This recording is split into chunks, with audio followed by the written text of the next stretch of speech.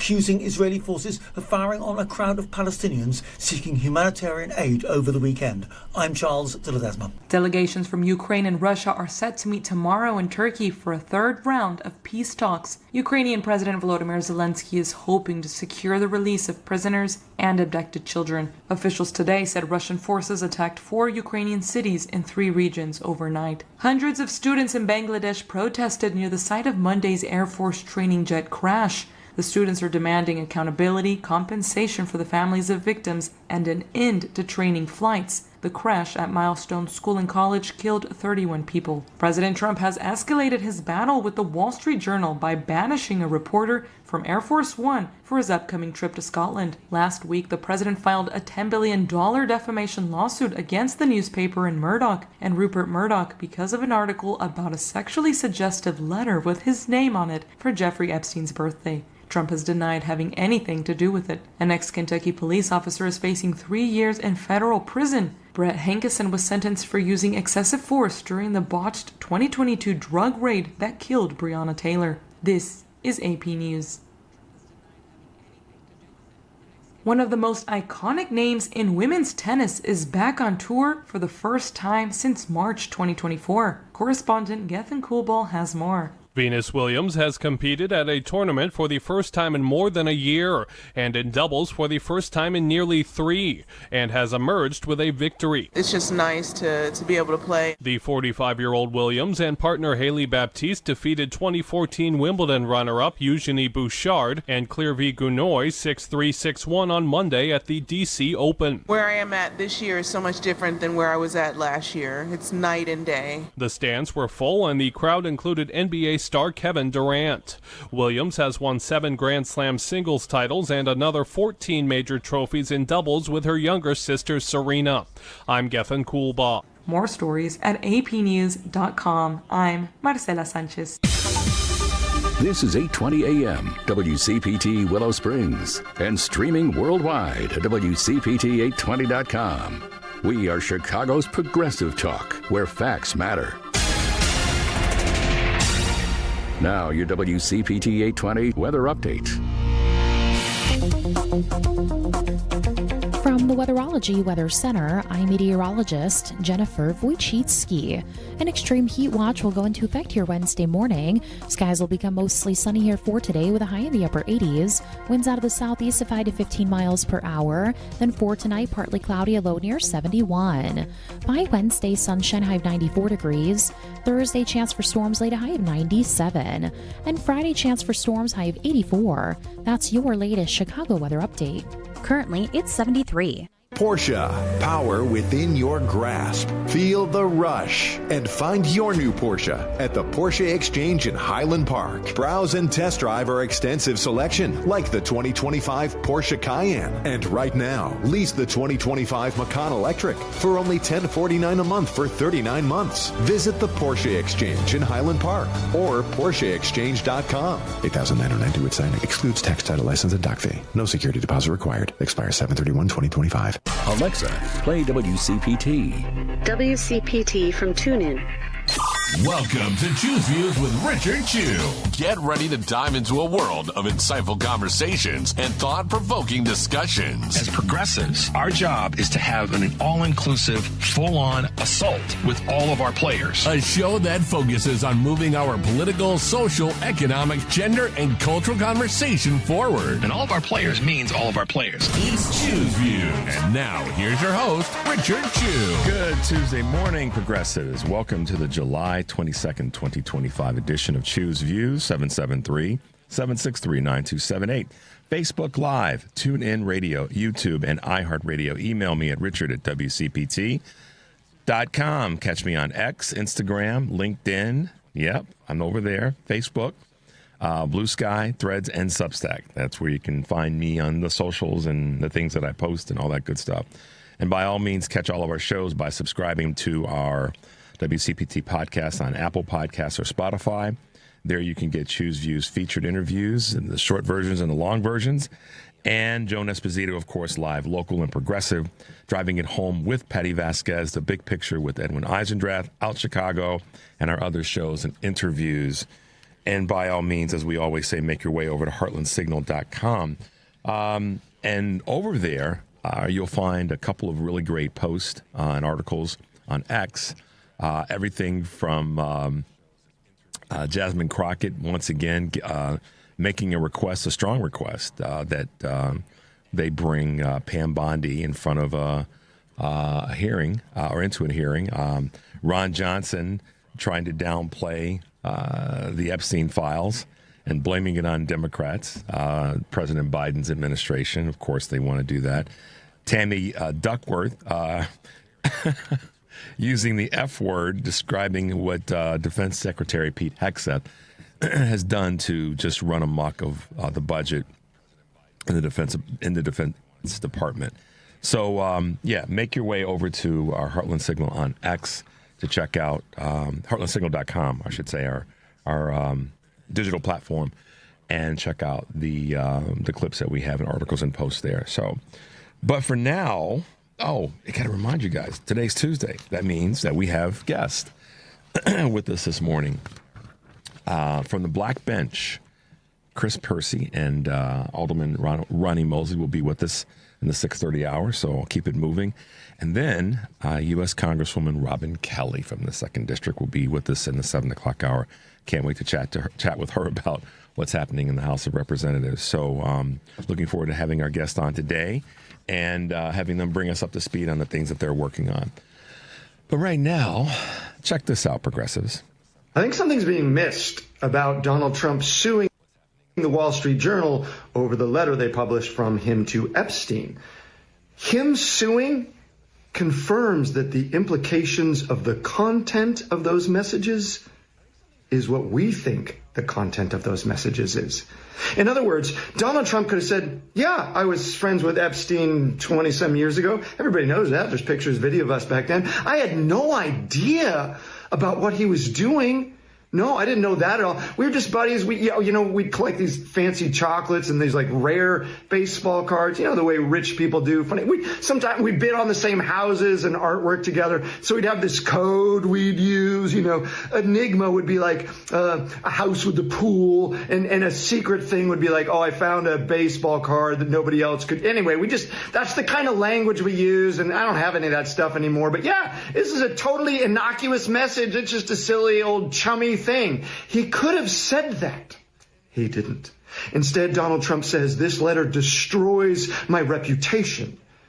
He is confirming that the contents of that letter implicate him in Epstein's sex trafficking ring. That's a fairly good assessment of that, because you could have taken the high road, not so much a high road, but I knew the dude, we hung out. And he, could have changed the narrative, but he decided to, go the nuclear way, which is what he normally does. And it's starting to blow. It's not starting. It has been blowing back in his face. He's standing in front of the fan after having an issue with the bathroom. Boy, that was good how I worked my way around that. Devin was like, okay, where is he going? Let me get my hand ready, because Richard doesn't do this, but just in case.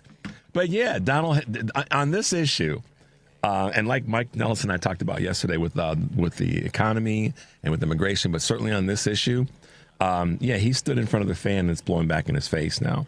And his reactions to it are very evident of that. And the people that are covering for him in the House, namely Mike Johnson, it's clear. And now, this is one of the latest that came in one of my news feeds. White House is removes a Wall Street Journal from the Scotland press pool over the Epstein bombshell. The White House is removing the Wall Street Journal from the pool of reporters covering the president's weekend trip to Scotland, according to Caroline KKK Levitt. The move follows the journal's report alleging that Donald Trump sent a sexually suggestive message to Jeffrey Epstein in 2003 and then denied the existence of the letter.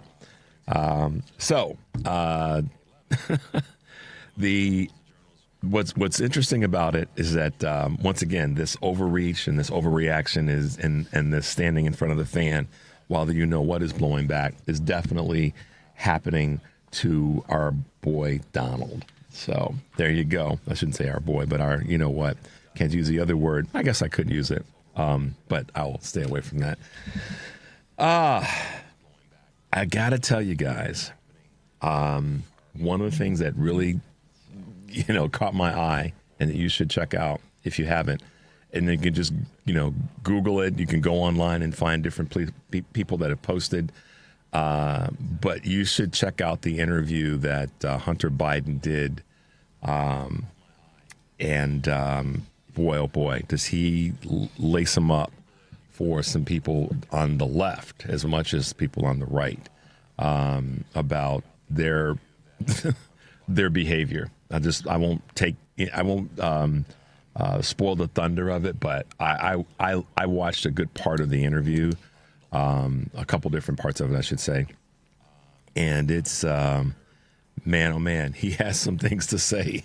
I didn't even want to put Devin through the craziness of trying to edit out, because it would have been a little bit of a bleep fest, because he makes his point, and emphatically does that, and with some profanity along the way. So watch it yourselves. That's all I'll tell you, because it's a little bit much to put on the air, from a profanity standpoint. Content-wise, content is spot on.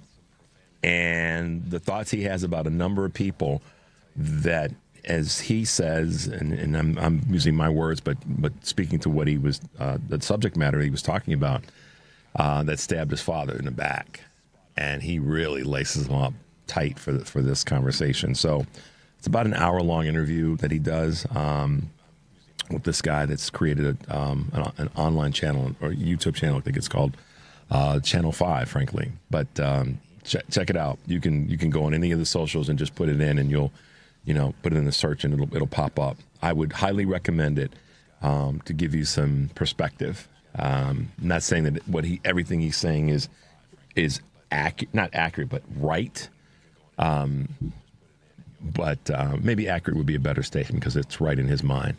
But check it out. Make a point of checking it out.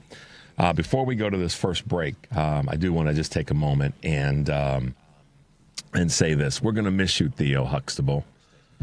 I mean, that's a I say this all the time. When people die, people die. When celebrities die, we do make a larger deal out of it because of their notoriety and all that. And that's sort of how we are built in some ways as a society. But I just wanted to say, the loss of Malcolm Jamal Warner is a sad thing for so many people. And I've seen so many posts from people that worked with him, that knew him over the years, and nothing but positive things to say. I caught a couple of interviews from, the list of people is very long. But, when any of us loses someone, it's tough. But when we lose someone that we feel like we know because of their celebrity or because of the work that they've done publicly, it does sort of strike us a little bit differently, because we've been so accustomed to seeing that person. The way in which he passed away and that he died was apparently from a drowning, from a riptide down. And so, send out some good vibes, guys. That's what we do. He was an impactful actor, and from all the things that I've read about him over the years, a more impactful human being. With the people that he worked with in the business, and obviously his family will be dealing with this as best they can. So just wanted to send out a little bit of love to the late Malcolm Jamal Warner. We will miss you, Theo Huxtable. Let's take a quick break, guys. The number is 773-763-9278. This is Choose Views, and we'll be right back.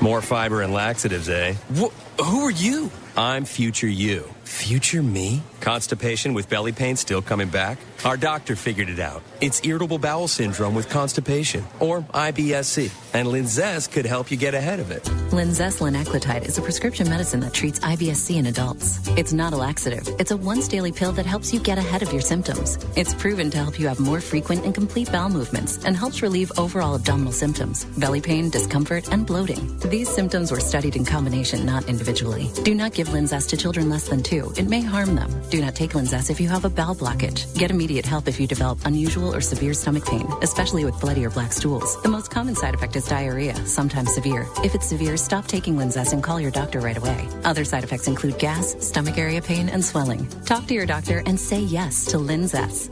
Learn more at linzess.com or call 1-800-LINZESS. Alexa, play WCPT. WCPT from TuneIn. Good morning. You're waking up with Richard Chew. Good morning. Good morning. Good morning. We're live and ready to hear from you. Text or call us now at 773-763-9278. Same number. Simple as that. Let's get the conversation going on WCPT 820. Chicago's Progressive Talk. Hey, Progressives, welcome back to the show. Today, a live, local, and progressive Joan Esposito will be joined by Allison Gash, professor of political science at the University of Oregon, author of Below the Radar, How Silence Can Save Civil Rights, and contributor to the Washington Monthly. Retired Army General Randy Manner, former acting vice chair of the National Guard Bureau and member of the National Security Leaders for America, and David Hochberg, Vice President of Lending for Team Hochberg at Homeside Financial. Live, local, and progressive weekdays 2 to 5 here on WCPT, Chicago's Progressive Talk for 20 years. Tonight, driving it home, Patty's show, definitely. Guests will include Illinois State Stephanie Kiefowit, Looking Glass Theater Company's Kareem Bandelay, and J. Nicole Brooks, ensemble members in Sunset 1919. The show was first curated and coordinated in 2020 by Bandelay and Brooks and offers a communal, quote, moment to acknowledge our indigenous roots and for Black artists to merge movement, music, and word in a free, spirit-guided ritual. This would be a great event. And WHBY Outside the Box host Ben Kamenos with a Wisconsin update, and Kurt Bankstead of Minocqua Brewing. Driving it home with Patty Vasquez. Weekdays 5 to 7 Central here on WCPT AM 820, Heartland Signal website, TuneIn, YouTube, and Facebook. Tomorrow here on Choose Views, Wednesday, so Kurt Mullett from Hoosier Blue 63 will be with us, and Amy Reinell, Executive Director of Active Transportation Alliance. I believe Amy's going to be with us in studio, so that'll be fun. There you go, guys. Things that are happening. Let's talk a little bit about what's going on here at Choose Views News on this July 22nd, 2025. Restaurants are embracing retro pricing. Retro-style discounts are popping up at restaurants nationwide as consumers clamor for dining deals, according to the nation's restaurant news. Fast food chains like McDonald's and White Castle are promoting retro-inspired goods and prices to entice nostalgic, budget-conscious consumers to dine out. Local restaurants are also jumping on board, launching special throwback menus to drive traffic and build customer loyalty. Searches for, quote, cheap eats on Yelp surged 21% from January to March 2025 compared to the same period last year, so the first quarter of this year. Southwest, as we heard, is making some changes, and one of the big ones is their seating assignments. They've set a date for that nearly a year after announcing that the open seating would end. Southwest is finally setting a firm date, which should be January 27th. And customers can buy fares with assigned seats starting next week, July 29th, per CNBC. Flyers will be placed in 8 groups based on factors based on fare and seat choice. In May, Southwest began charging baggage fees, ending a long-standing 2 bags free perk. The airline expects these changes will add $800 million to its coffers this year and $1.7 billion in 2026. Domino's gets a boost from U.S. sales. The chain saw revenue grow 4.3% in the second quarter, thanks in large part to a better-than-expected same-store sales in the U.S. Profit took a hit coming in lower than estimated, but the company attributed that to a $27.4 million charge tied to its Chinese subsidiary. And Citi is requesting something interesting. Citigroup is now asking new Wall Street analysts to sign an attestation to clarify if they've already accepted another position in a competing firm, particularly in private equity, according to a memo seen by Bloomberg. Rival banks are pulling similar moves, including Goldman Sachs, which plans to ask bankers to, quote, confirm their loyalty on a quarterly basis. That's a slippery slope, guys. That's a really, really slippery slope. And Apple, last but not least, is betting on foldable phones. Apple's first foldable iPhone launch in 2026 may look different from past tech debuts, according to Bloomberg. Unlike the original iPhone or Apple Watch, which were arguably industry disruptors, the tech giant is entering a segment already dominated by its largest hardware competitor, who? Samsung. The new device's core components will mirror what's already on the market, including Samsung's OLED display. Still, surging demand for book-style phones and Apple's brand power are expected to drive sales. Meanwhile, Samsung has released 3 new devices. So if you're a cell phone person, there you go. All right. It's Tuesday, and we have great guests that are going to be with us today. But I want to, circle back and chat about a couple things that are current events that are in the news that you guys may not be aware of. So we'll just kind of bring these to you. I talked a little bit earlier about Caroline Leavitt. Well, she's attempted to throw Pam Bondi under the bus when it comes to this Epstein situation, and as the phrase goes, it looks like the rats are turning on each other. But we'll see how that plays itself out, because, of course, Pam Bondi made the statement that she has the list on her desk. And I don't think she said she has a file. She has the list on her desk, which would indicate that there was a list. And it certainly wasn't a list of what Devin and I had for lunch, the last 7 days. That wasn't the list. And so we'll see where that goes. And then another kind of unlikely combo platter here is that a Kentucky Republican and a California liberal, unlikely alliance. This is from something that popped up to me from over in Politico.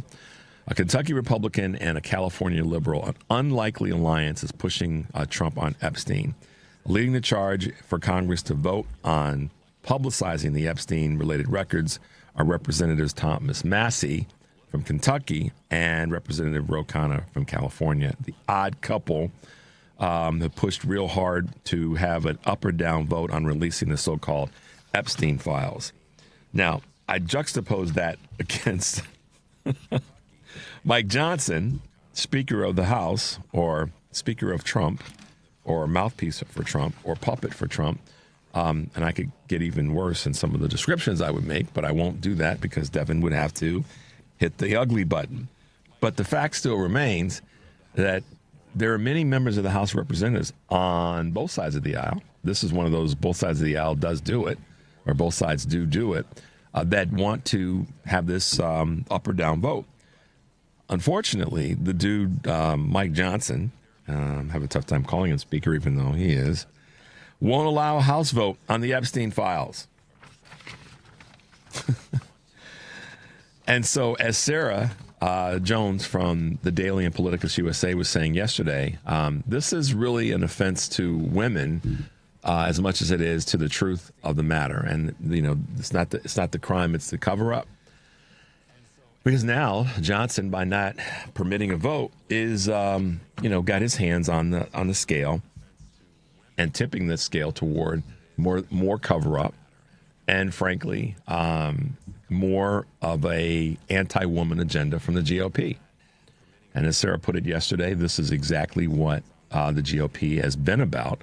They've just been able to run from it based on a lot of decisions that they've made for certain bills that would even get an opportunity to come to the floor. But once they do, they get voted down. And here's another example. Johnson's not even, providing an opportunity for this to have any daylight. So clearly, I won't use the word cover up on Johnson, but he certainly is running cover for Donald Trump. The cover up may be, in fact, what's happening with what Bondi has done or not done, as it were. But the fact still remains that the House of Representatives have a vote. I mean, here's the thing that makes me, that kind of cracks me up about this. If there's nothing to be afraid of, then just have the vote. If it's going to expose, if it were going to expose, quote, the truth, then have the vote. Why not? One could say it could exonerate him, meaning the Trumpster. And I don't buy into this garbage from folks on the right or on the left or in the middle, that if Trump were in the files, in the list, or whatever you want to call it, on tape, all the rest, that Obama would have released it or that Biden would have released it. I mean, that's like, and what cracks me up is when that garbage comes from people on the so-called left. If Trump were there, and then these are the same people that are whining about what Democrats are not doing. But at the same time, they're saying, well, if Trump were in there, then Obama would have released it. Why? I mean, one could say that Obama could have said more about the Russian involvement, and he didn't. But that was a reality. I mean, it doesn't matter who would or would not have released the information. The fact that it's there now and could or was promised to be released, that's the conversation. Barack Obama never said, hey, I'm going to release the Epstein files. He didn't say that. Neither did Biden. So why, stop that. Stop saying that. It's current right now. And it's not, and this is the thing that cracks me up. It's not about if Donald Trump is in there or not, that the Democratic presidents would have released it. It's a question of that the current administration said that they would release it. I mean, in terms of a slap in the face, I read yesterday that Trump decided to release the FBI files on the late Dr. Martin Luther King that have been sealed since 1977, but is delaying or blocking or covering up and releasing the files on Epstein. So you guys make sense of that for me. To say that, that Trump, well, let me rephrase that. Go down the dark path. He releases something that's been sealed since 1977. To what end? I mean, people were aware that Dr. King wasn't perfect and certainly had his issues when it came to infidelity. We know that. So is this releasing of them yet another distraction? To say, hey, Dr. King wasn't that great, so why are you talking about Donald Trump? Well, Dr. King wasn't president. So right there, for all the knuckleheads out there, Dr. King was not president. Nope, he was not. He wasn't president, so why are you releasing him? As a distraction. That's the reason why. Okay? And release Donald's medical records. Let's go back and find out, if we're going to play this game, release his medical records, the real ones, or the ones that really would reveal how long this medical condition that he's now been, that they've gone public with, how long it actually was there. Okay? How long was it actually there? Was this going back a year or two? Was this something that should have been known during the run-up to the election? I think if it were inklings of it, it should have been known. He wanted to, have everything on President Biden's health, but nothing on the Donald. So there you go. Release. Let's take a quick break, guys. 773-763-9278. This is Choose Views on the Credo mobile phone and text line, and we'll be right back.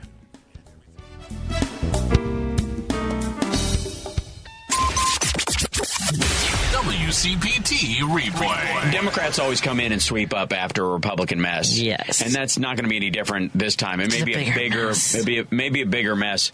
But you might be able to have some structural changes that do end some of the long-running issues if we can get enough Democrats elected. And that's why I'm saying, vote blue no matter who. I love David Hogg as a person. He's a sweet human being. But But if you can't turn a red district purple or a purple district blue, you're not doing anything worthwhile. Blue doesn't get bluer and help us at all. The vote won't change materially at all. A guy who votes with us every time but just doesn't talk the talk or use the right jargon every time around, maybe that's how he got in there. Maybe that's how we kept that seat. Maybe without that kind of attitude, we would lose it to somebody who's, an independent who only votes with us 80% of the time. Keep listening to WCPT 820 because facts matter. You're listening to WCPT 820. Here's the latest Chicago weather update. From the Weatherology Weather Center, I'm meteorologist Jennifer Wojcicki.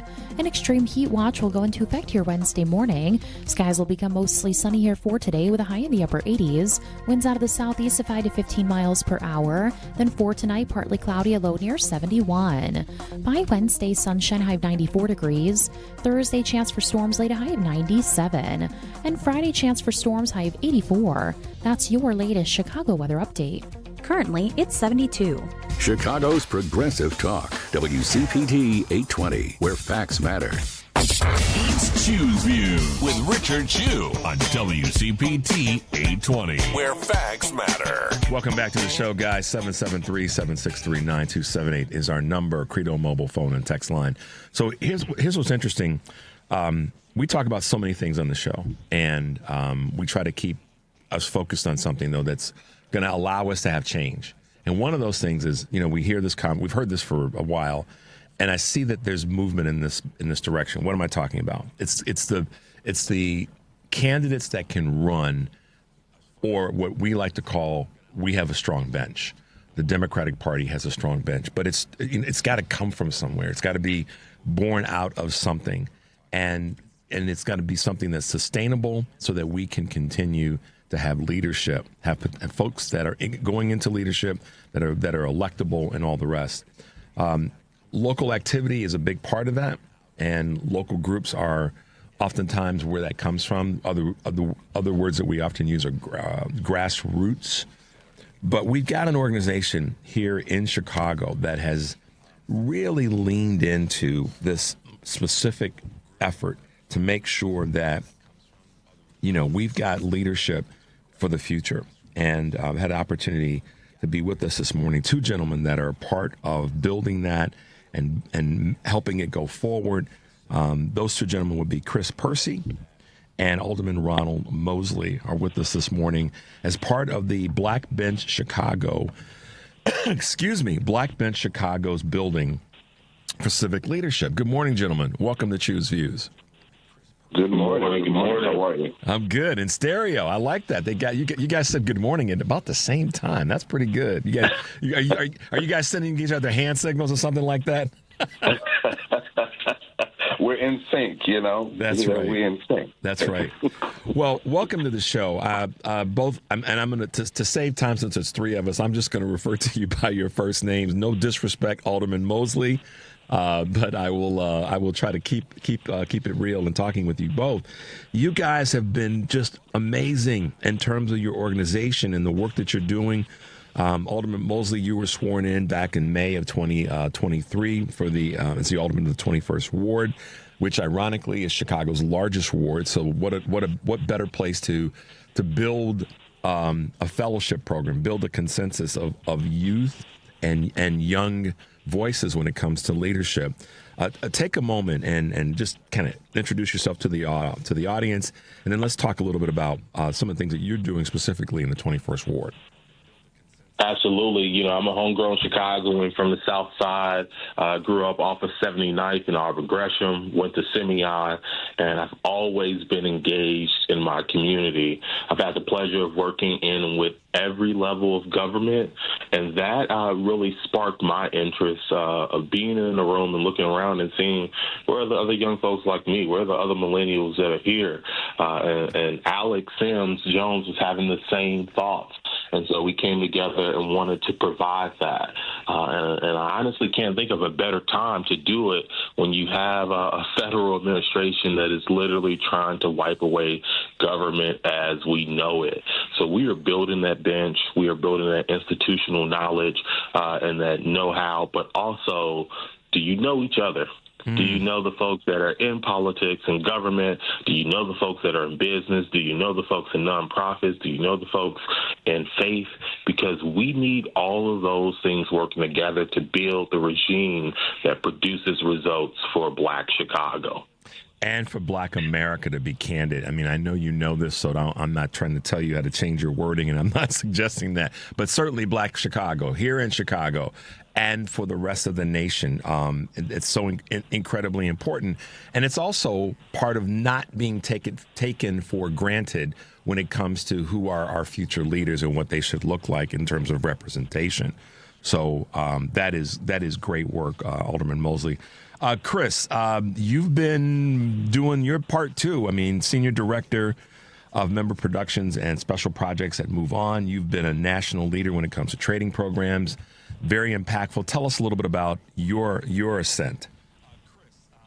Yeah, so, I am from the west side. I know Ronnie's from the south. We're not going to start that, We'll meet. Listen, guys. We'll meet in the middle, and I'm downtown. And so, all right, we got the triangle going. We got our own version of triangle offense. So there you go. Exactly. And I started my career actually working here in Chicago, started working actually for the Obama campaign, and after that worked on Quinn, and really got a good start as deputy campaign manager to Kim Foxx when she ran her first campaign. And so, this program is so on time because, we do a lot to build our education. They taught us to go to school, to do what we can to learn, but sometimes we don't value and really understand the value of real networking, really learning from not only elders, but learning from our comrades who are doing this work with us and building community with them. So I'm really excited about this program because it's an opportunity for folks who are already doing things, folks who are already looking for ways to change, folks who are already changing, to come together and learn more, get some good skills, get some knowledge and know-how, get some insider tips on how to do things and how to navigate. So I'm really excited about this program, and really hats off to my brother Alderman Mosley and to my bestie Alex Sims-Jones, who really had the vision to do a program like this, and it's so timely right now. Well, to your point about something that you said about the visions and the visionaries, I'm going to throw a little bit of sand, not at you guys, but at the concept of getting rid of the, quote, older generation and just moving in the younger generation. There's a downside to that. I mean, you've got names like Jackie Grimshaw, former Congressman Bobby Rush, who's been in the game for a while. Crystal Bland, and Alex Sims-Jones. The reason I'm naming these names is that I think one of the best resources we have in building organizations is to learn from the previous generation, because it's not only what they didn't do well, but what they did do well, and take the two and say, okay, here's how we go forward. And I like what you said in terms of some of those tips and nuances. And I don't want to, as a party, but also as a society, I never want to see us forget about the lessons that come from the older generations. And there's always going to be an older generation or folks that have been doing this for a while. You guys have made it clear. Yeah, we want to bring in some younger voices chronologically and younger in experience, but we also have to recognize the importance of those historical folks that have been there with us and have been leaders that can help us develop new leadership. Alderman Mosley, talk about that if you can. Yeah, I mean, we all know the principles of Sankofa, right? But what has been astonishing to me is we will bring in scholars. They will go through the text. We will have our own connotation about what happened in a period of time, or who liked who or who didn't like who. And you get somebody in the room like Jackie Grimshaw, and she's like, there was no beef between me and Jesse White. we talk together and we work together. And then even the origins, right? I think one of our favorite board members and person who comes back and shares so much is I'm biased because he went to Simeon and so did I. It's Ken Bennett. And I mean, some of the stories that Ken just shares and then the homage that he gives to someone like Jackie Grimshaw. Jackie Grimshaw gave me my first job. I wouldn't be here if it wasn't for Mama Jackie. So we keep that same spirit going throughout generations. And, you know, we use the term when we talk about millennials, but the generations before us didn't get this. I remember the first application wave. You know, there were so many people who said, hey, I don't fit the age range, but I didn't get this. This wasn't available for me. And so, you know, we got to still share those lessons, and that's the power of the Black Bench, because you're going to have these folks as your colleagues at wherever you work, in your family and so forth. They're going to see you at the Thanksgiving table, and they're going to share those same lessons that they learn with their cohort. Chris, give us your thoughts on that. Yeah, you know, the interesting about that is, like, we really do stand on their shoulders, right? And there is such a complexity to the way that they have organized over the years that not only that we learn from, that we are building off of. Like, it is our foundation. Like, you can't throw away the older generation, because if we did, we wouldn't be, period, right? And so I especially somebody like a Miss Jackie, let me tell you, I could sit and listen to Miss Jackie talk, and I have sat and listened to Miss Jackie talk, and like in awe, right, at the courage, at the bravery, like not just the knowledge, but the tenacity of it all, right? And it gives me strength. It gives me fortitude. And in moments like this, it's good to know that somebody went through some of the things that we're seeing now, because it gives us a bit of a blueprint. Yes, we have new technologies, and yes, we have, by the way, if you know anything about Miss Jackie, she's up on all the newest things, okay? She keeps it up. But you know what I mean? Like we are a continuation of the struggles, right? And not just the struggles, but of the victories, right? We are a continuation of the knowledge of, we are the legacy. And so we stand in that. And I love Black Bench Chicago, because that's what we're doing. We are saying, this is who we are. This is where we come from. This is the knowledge that we have. We're coming together to make sure that we pass this along.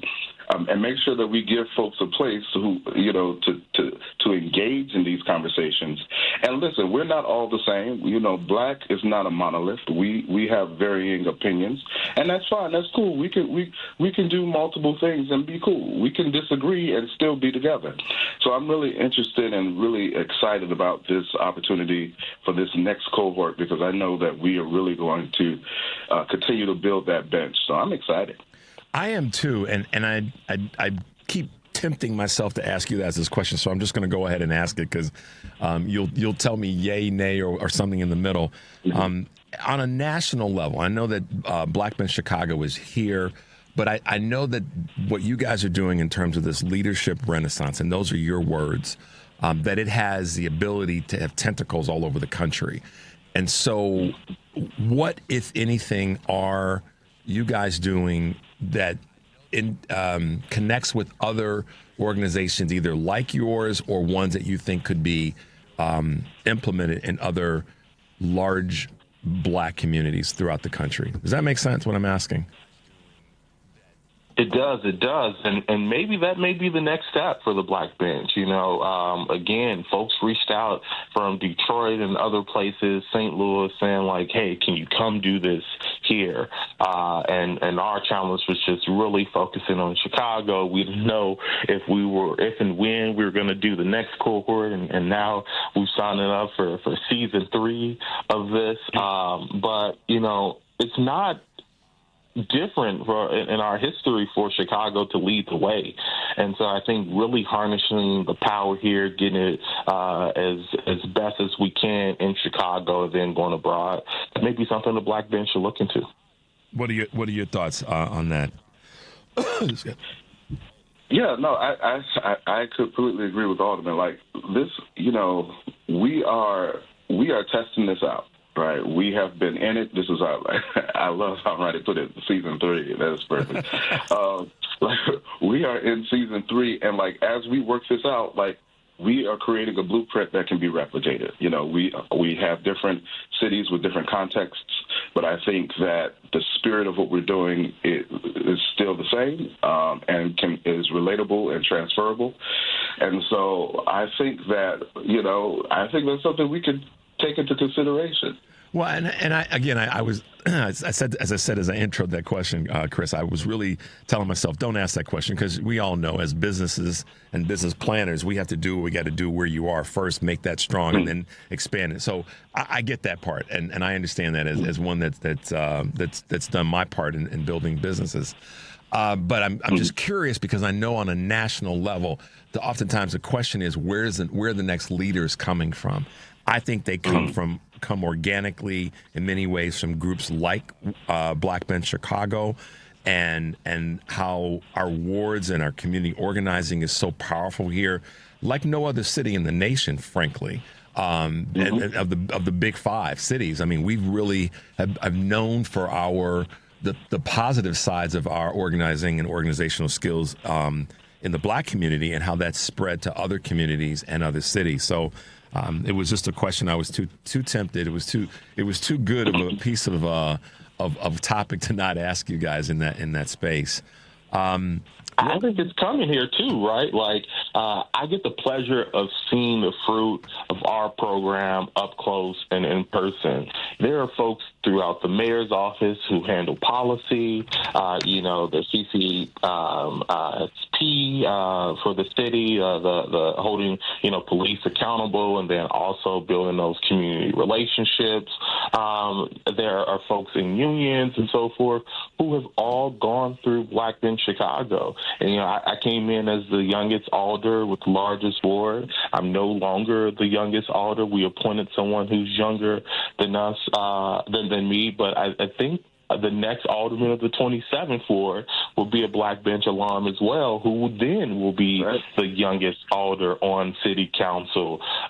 So, I'm really enjoying and seeing our vision come to reality, that we would know each other in these spaces, that we will be equipped and ready to make decisions that benefit Black people. So, yeah, and that's the thing that we as Black leaders have known for a long time. We use a phrase. I don't know if we invented the phrase of we stand on our previous generations and ancestors' shoulders. And we take that seriously, and we know what that produces, and we look at you mentioned earlier about what the national, or what Washington's trying to do, and downplay the importance of Black leadership, of Black involvement, and I always say Black and other people of color, because we do have to make. We have to make it clear that we are all in this together. But when groups like Black Bench Chicago step up and lean in, it really does show the power of the Black community in terms of organizing and politics nationally, as well as right here locally. Chris, let me ask you this question. As you look at what you guys have been able to accomplish in terms of the third season or this third cohort, what are some of the things that you're optimistic about with the and maybe take a moment to kind of explain the application process for people to better understand the fellowship program and that part of it? Definitely. Well, first of all, you can go right now to blackbenchchicago.org to apply. Our applications are going to be open through August 10th. Again, that's blackbenchchicago.org to apply. Listen, so what I'm excited about is, these moments when we come together, like I almost come to these, it's almost like church for me, and excuse me as I do this, because it really is a place where we can get community and really hear some good conversation. So what we can expect is each month when this program starts, we're going to come together and we're going to spend our Saturdays together, and we're going to hear from some of the city's top Black folks who are leading the way, doing things in the community. and we're going to be able to really ask questions. Like, I love to hear the questions that people have, because these folks who are part of Black Bench, these are folks who are already doing things, who are already leaders in their community or in their jobs or in their nonprofits. And so to hear the struggles and the opportunities that come up really helped me, even in my organizing, even in my job, my day job, even as I do.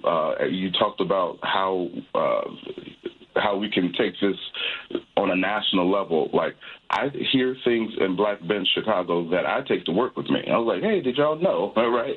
So I'm really excited for these conversations and really opening up, because what we see is when we start to have these conversations and open up, a lot of the things that we're dealing with are similar. There are trends to some of the issues. There are trends to some of the roadblocks, and it's important to be able to have these types of conversations. And so, like, if you are somebody who is leading already, who wants to be a leader already, who are already making change, and listen, it don't have to be. I think sometimes we think that we have to be Dr. Martin Luther King. There was one Dr. Martin Luther King. Yep. We do not need to try to aspire to be anybody other than ourselves and leaders in our own communities. And whether that is just as so localized as your home and your block, or if you are trying to run for office, we need folks to just step up. We are the change that we've been looking for. We hear that all the time, but we really are. So if you're somebody who's between 25 and 45 and you're like, look, I'm that person, I really want to learn more, I want to do more, go to blackbenchchicago.org and apply and come be a part of this cohort.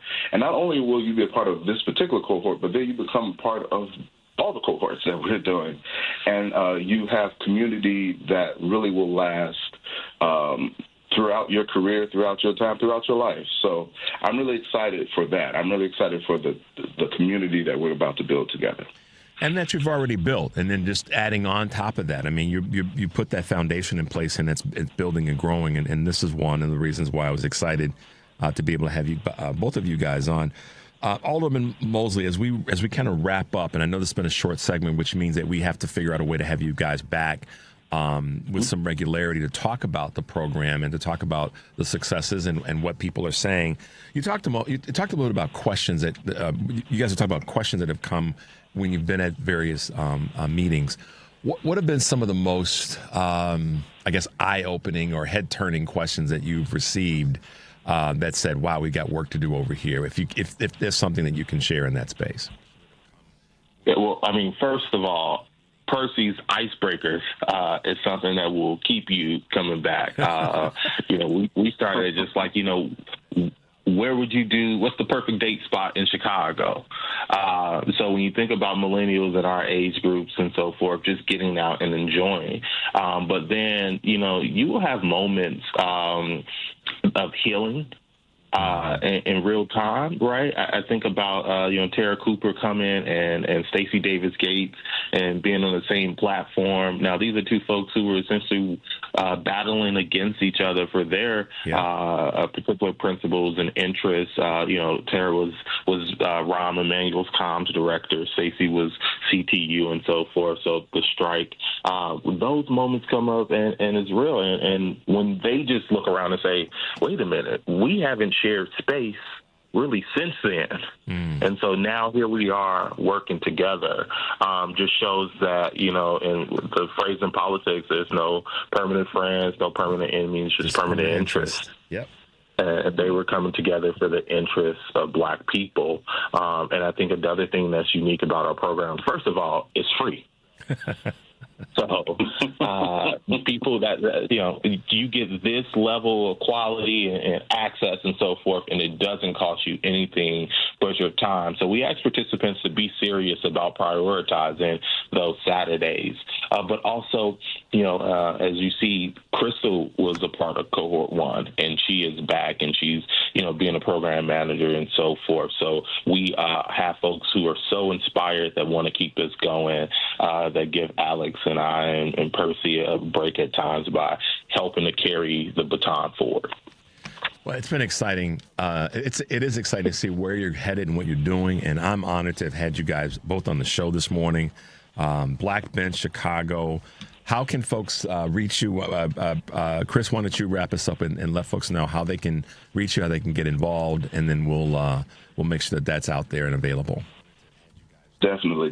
First of all, before I do that, I just want to say thank you so much for allowing us to be here. Again, go to blackbenchchicago.org to apply. Again, that's blackbenchchicago.org. And the applications are going to be open through August 10th. If you are between 25 and 45, go ahead and apply. We'll read it. We'll have a good time. Come on through. We're going to really change some things, and I'm really excited for the work that's ahead. Absolutely. Any last words, Alderman Mosley? Apply. I mean, whether you are searching for a community, whether you think that you got this on your own, which is more of a reason for you to be here, and just test it out. And I think the growth that you will experience is phenomenal. You don't have to want to run for public office. You don't have to want to work in government. Just if you are near the top of your game in whatever you are doing, you should come and make sure that you're a part of Black Bench Chicago. Fantastic. Well, thank you both, Chris Percy and Alderman Ronnie Mosley, for being with us this morning to share with us about Black Bench Chicago. We will definitely keep that vibe alive and have you back in the near future to talk about how this recent window of applications and all went, and then what you'll be working on as the school year gets started and we get into the fall. So thank you for being with us this morning. Both of you have a fantastic day, and I look forward to talking to you again soon. Thank you so much, sir. All right. You guys have a good one. Bye now. Thanks to both of them for being with us, guys. And, man, what an inspiring group and organization. The only way I can say it is to say it. When we talk about leadership, it is oftentimes going to be grassroots. It's going to be organic. That's what I think a lot of people are asking for when they say we need to have younger voices or different voices. I don't think it's necessarily that there's a need to get rid of as much as it is, meaning older, longer-term politicians. I think there's a need for more people to be engaged at a younger age, at a younger, an earlier starting point, so that they can take advantage of those older generations. And I've said so many times that one of the things that the older leaders need to do is spend more time developing or being part of groups like Black Bench Chicago that are designed to develop those future leaders and to put them into, for lack of a better word, some sort of a system that will allow them to move forward and be some of the leaders of the future. So excited to have both Chris Percy and Alderman Ronnie Mosley on with us this morning. We're going to take a quick break. The number is 773-763-9278. When we come back, we will be talking with that wonderful Congresswoman from the 2nd District, Robin Kelly. This is Choose Views, and we'll be right back. Woohoo! Hear that? That's what having fewer hot flashes and night sweats can sound like. Veoza is the #1 prescribed hormone-free treatment FDA approved for moderate to severe vasomotor symptoms, also known as hot flashes and night sweats, due to menopause. Veoza can cause serious side effects, including liver problems. Your doctor will do blood tests before and during treatment. Stop Veoza and call your doctor if you have symptoms of liver problems, such as feeling more tired than usual, decreased appetite, nausea, vomiting, itching, yellowing of the eyes or skin, pale stool, dark urine, or stomach pain. Don't use Veoza if you have cirrhosis, severe kidney problems, kidney failure, or take CYP1A2 inhibitors. Ask your doctor about Veoza. To learn more, call 1-866-239-1637 or go to Veoza.com. That's VEOZAH.com. Viking, dedicated to creating travel experiences for the thinking person, with programs designed for cultural enrichment on board and on shore. Discover more at Viking.com. AP News, I'm Marcela Sanchez. Israeli troops have pushed into an area of central Gaza where several aid groups are based. Deir al-Bala is Gaza's only city that has not seen major ground operations or widespread devastation in 21 months of war. There's speculation that Hamas militants are holding large numbers of hostages there. The Pentagon has ordered 700 U.S. Marines to leave Los Angeles. The troops were deployed there last month during protests against the Trump administration's immigration crackdown. And President Trump will host the Philippine president at the White House today. The AP's Jennifer King has more. A three-day visit to Washington by Philippine President Ferdinand Marcos Jr. is highlighting U.S. efforts to strengthen security and economic ties between the two nations amid clashes with China over territory in the South China Sea. Marcos met with Secretary of State Marco Rubio and Defense Secretary Pete Hegseth on Monday. Our storied alliance has never been stronger. You cannot limit Philippine-American relationship to one dimension because of the length of time that we have been partners. The evolution of that partnership has really encompassed all kinds of other areas. Today, Marcos takes lunch with President Trump at the White House. The two leaders are also negotiating a potential tariffs deal. Trump has threatened to impose 20% tariffs on Filipino goods on August 1st. Philippines Finance Chief Ralph Recto told reporters that Manila is open to offering zero tariffs on some U.S. goods in order to strike a deal. Jennifer King, Washington. Coca-Cola reported better than expected earnings in the second quarter. Case volumes fell 1% globally and 1% in North America, but the company says pricing rose 6% for the April to June period. The Trump administration has released records of the FBI's surveillance of Martin Luther King Jr. This is AP News. An appeals court has ordered a new trial for the man convicted in the 1979 Eitan Pates case. AP correspondent Julie Walker reports. 6-year-old Eitan Pates was among the first missing children pictured on milk cartons. Disappearing in 1979, his body was never found. It took police decades to arrest Pedro Hernandez for the murder.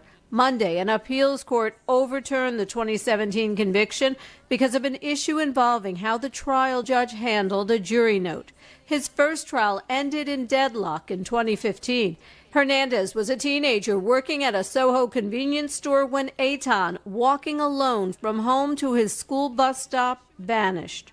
He later confessed to choking the 6-year-old, but his lawyers maintain it was a false confession and he was mentally ill. Julie Walker, New York. And I'm Marcela Sanchez, AP News. This is 8:20 a.m. WCPT Willow Springs and streaming worldwide at WCPT820.com. We are Chicago's progressive talk, where facts matter.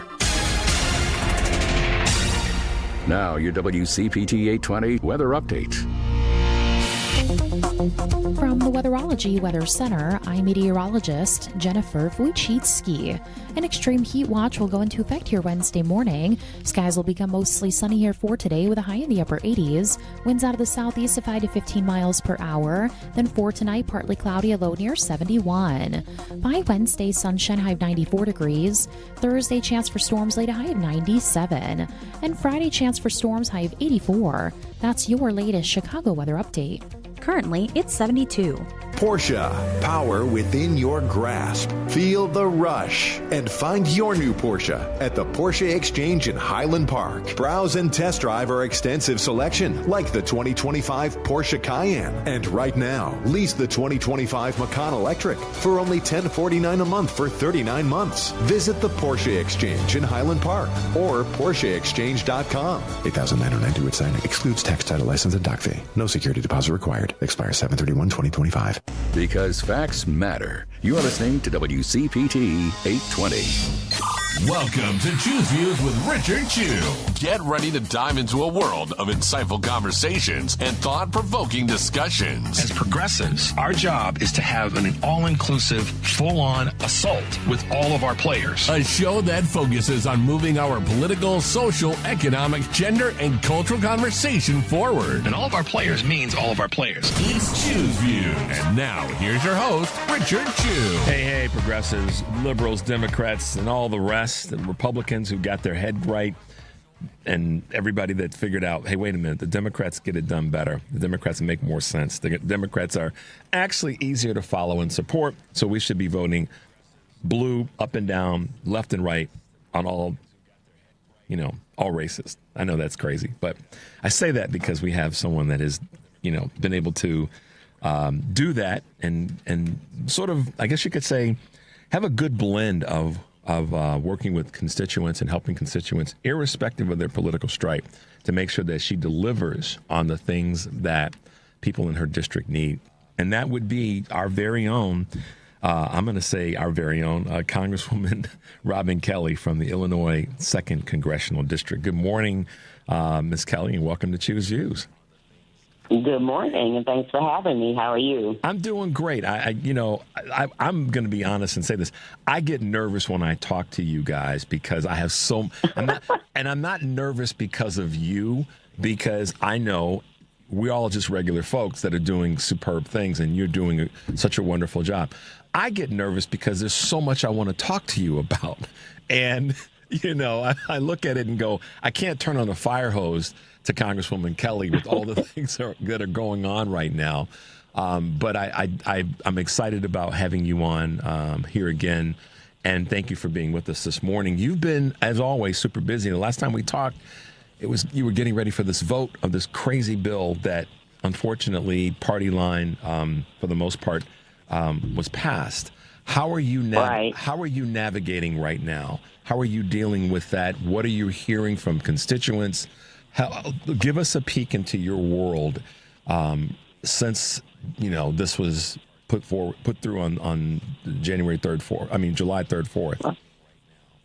Really, I've been trying to get around to as many people as possible to hear their stories, to let them know that, we don't want them to get weary, that we're actually traveling the country. I'm not only in my district, but beyond in the state, and also as a part of Hakeem Jeffries' leadership team, we were just in New Orleans, because what we've also found that as much as people know about the bill, there's a lot of people that still don't know about the bill and still don't realize what's coming.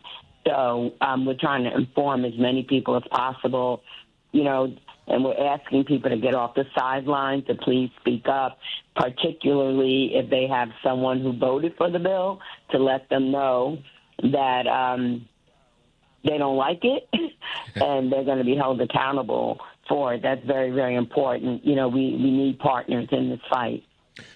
The bill is, and it's great that you guys are getting out to communities that are not necessarily in your district, because that's ultimately what, you lead all folk. And if you were in Florida and someone came up to you as a Floridian that wanted to talk about any of this that you're dealing with, you're going to be the leader that you are and talk to them about it. So that's so great and inspiring to hear. Definitely. $3.4 trillion in basic red ink, and 10 million people kicked off of health insurance, according to the CBO. Are those numbers accurate? Or, it's the CBO, so I'm going to trust that they are. But help us kind of navigate through how this package is real and how those numbers are being put out. Right. 3.3 trillion further in debt, over $4 trillion in tax cuts for the well-off and well-connected, and also it'll be closer to 17 million people losing their health care. It's a combination of people on Medicaid, people that had also some supplemental for the Affordable Care Act. So in the next 10 years, that's what we're expecting, unless we can, change this around. And we've tried to put in amendment after amendment. That's why, I think when I spoke with you before, I don't know if it had happened yet, but we were in Energy and Commerce, 26 and a half hours trying to slow this up. I have amendments for them to consider, amendments that they passed in 2024, but when Elon Musk or Donald Trump or the combination told them not to do it, then in 2025, the same thing they voted on, they took back. So it's crazy. And then, again, in rules, we had over 100 amendments that Democrats brought to them to try to convince them then. But, at the end of the day, it is true. We don't have the numbers. We will get tighter than we are now because we'll have 3 members. We lost 3 members died, so we lost 3 members. So one in Arizona just won her special election, and then we'll have one in Virginia and one in Texas. So we'll get more members back, which will help. But we still need a few brave Republicans. Yeah, and I would say, and you know this because they are the folks that you spend so much time with. I was talking with Congressman Krishnamurthy last week, and I said, okay, take this. I was joking, but not really. And I say this to you, Congresswoman. We have to help you guys stop referring to them as your colleagues because, well, and I say that respectfully, but if I was sitting in a room with you, I would say, okay, Congresswoman, we have to stop using colleagues because they're not helping you. They're not helping you get things done. And a colleague would do that. A colleague would say, okay, in this case, we are unfortunately hurting our own constituents. But you get the point I'm making. We know that you guys have. Oh no, definitely. You know, it's so. It's tough. It's tough. It's just. Why are you in this business if you don't want to be a public servant? If you don't want to, help lift boats? Because I'm a firm believer we all do better when we all do better. We're all healthier when we're all healthier. We're all safer when we're all safer. And this is evil, immoral, just plain mean. I mean, it's so frustrating, and I see your point very clearly. Okay, all right. Then I didn't touch the third rail too badly on that. No. So and I try to work in a bipartisan way. As long as my values, are kept in place and all of that. I don't cross that, but if it helps people, I try. I think one of the most important things that you have done as it relates to working across the aisle, if you will, or working that sort of bipartisan way, is the way in which you represent your district. Because your district is a blend of different folk. And I think that's one of that to me has probably been your superpower, is that you've made it clear that you represent everybody in your entire district, and your district is a pot of goulash or a pot of gumbo, frankly, right? Definitely. My district is urban, suburban, and rural. I have the city. I go south of Danville, west of Pontiac. I have towns that have 100 people in it. I have 4,500 farms in my district. So I really federally have the state of Illinois in my district, and that helps me to see from all different lenses, and which is good as it informs what I do, and it makes me even have a greater understanding. But this bill will affect urban, suburban, and rural, and it might even affect rural more especially when you think about health care and the conversation around 9 rural hospitals may close 2 in my district. And as I said, we went to Louisiana, 33 rural hospitals will close. But when they close, that affects everybody. Whether you are on Medicaid or you're not, you still need a hospital. And there's only a certain amount of hospitals in certain areas. So when that hospital closes, that's closing on you too, no matter what your insurance is. So we're all in this together. People can say, oh, that's happening to them, but we will be the them soon. When you think about food stamps, same thing. If they can't shop at the big or small grocery store, then that grocery store loses money. Then that grocery store won't buy as much from their farmers. Then that hurts the farmers. The grocery store might have to lay off people, or if it's a small enough grocery store, they might even have to close. So we are all in this together, and that's how people need to think about it. And to that end, some of the, this is why I say to the audience about how hard you're working. I looked at some of the bills that you're a part of or you've introduced and put forward, everything from black farmers to, services for underserved communities being increased with your agency, equity advisory team, better firearm legislation, child care.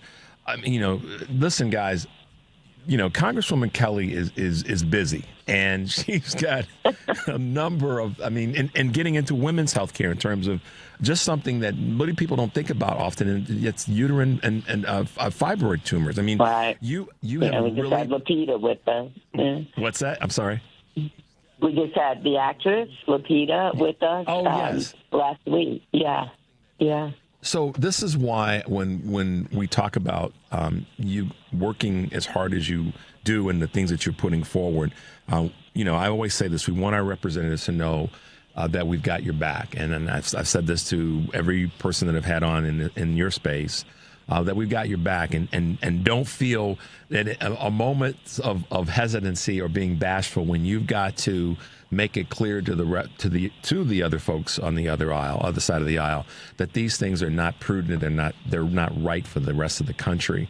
So continue down that path, because we want to let you know that we're encouraging you in that space. Well, thank you. Talk. You're welcome. Talk a little bit about this. This is a lot of people don't know. This is the 14th year of the CFPB, really involvement in the amount of money that it's returned, and just chat a little bit about that and what that's meant to so many Americans. Oh, just protection. Someone, an agency looking out for someone's financial interests. That is, so very important. And I know, again, not something the guy in the White House or people on the other side of the aisle seem like they care about or think should be in place. But it's, very, very important just to make sure that the everyday citizen or American is important and their finances are important and protected. Yeah, and that's one of the reasons that this has been such important legislation, and so important that you've been one of the champions to lean into that and make sure that it's been sustainable and of course protections of so many Americans, irrespective, again, to a point that you've made so many times, irrespective of their political stripe. This is right. This is about protecting Americans. It doesn't matter who you voted for or where you sit politically. That kind of work with the CFPB is so important because it makes sure that Americans are protected and they aren't being ripped off, to use the harsher words. So kudos to you and your team in that space. I'm glad you raised that point, because that's the other thing with health care, what's happening with food stamps, with federal employees losing their jobs, is not Democrat or Republican. They're not looking at how you voted. People have lost their jobs. Vets who are Republicans, work for the VA, have lost their jobs. Everyone's going to lose their food stamps.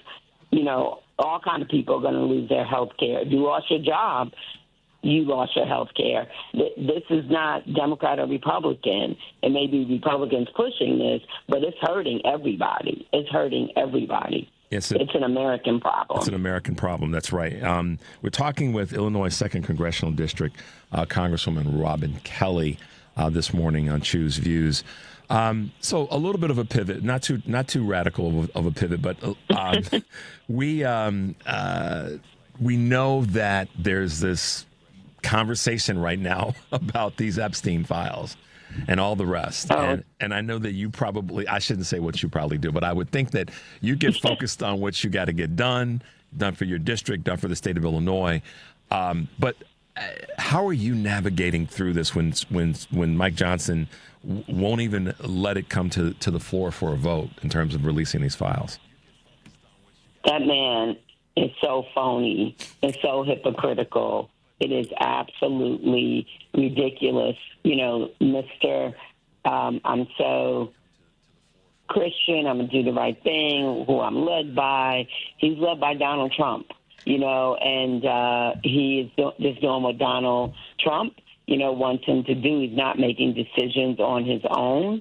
And I just find it very interesting that it's okay, despite the family not wanting them to, that they release all of MLK's files, but then they don't, release Epstein's files. So I'm not so concentrated on it, but it's just the fairness. But it does make you wonder what's in those files that they are holding on to them, so dearly. But it's just another example of, you let go MLK, despite what the family is saying, but Epstein, no, you're trying to put it on DOJ or blame them and, covering up. But, what else is new? What else is new? What else is new? So I know that you got this unique balancing act, and that is being a sitting congresswoman, but at the same time, you are obviously your hat's in the ring for this retiring seat from Senator Dick Durbin. How are you balancing that? What are you finding when you're out and about and trying to navigate both? One, which is doing the work that you were sent to Washington to do, but at the same time knowing that there's this other opportunity that you want to lean into. Well, I'm always going to do my job, but also doing my job is showing the people I know how to do the job. And, I work in a not only bipartisan, but bicameral way. I have relations, with the senators because I've done so much with, a number of them. And I'm getting around, we were asked even before this to start getting out throughout the state because my Republican colleagues, we're not holding town halls or things like that. So I was doing it even beforehand and just continuing that. One thing, I worked for Alexi Giannoulias, so I was his chief. So I did work statewide, and I was the party chair. I did work, of course, statewide on the other side, and I did run statewide. I won. I was a Democratic nominee for treasurer. Didn't win at the end, but so I'm familiar statewide. I lived downstate for a portion of my life in Peoria, Illinois, and then, what my district looks like, also. So I'm definitely, getting around. I've always worked a lot of hours, so I'm just still working a lot of hours. And, you don't do anything by yourself. And I haven't been the congresswoman that I think I have been by myself. I have an awesome staff, for the last 12 and a half years. And so we get the work done. We get it done together. I'm never going to say I'm successful without the help of many people, throughout my journey, and that will continue. And that's exciting to hear because the first response that you gave was, I'm doing my job first. And then, the other things are part of the process, but that's also part of the job. You probably heard this, and I wonder how it's impacting you, or at least your thoughts about it.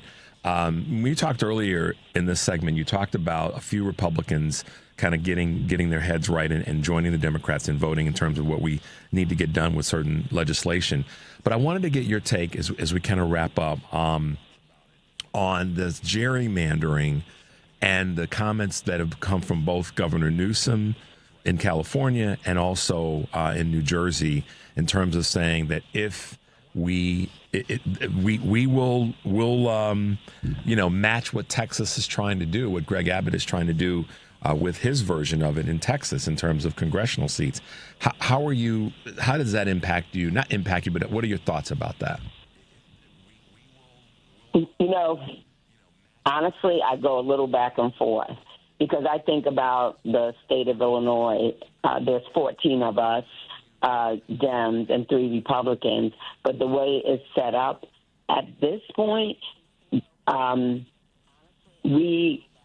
it seems like it would be very difficult to remove those Republicans. Now, as they go down the rabbit hole and take health care away, do this, that, all those things, maybe that'll help, and people will see what's affecting them.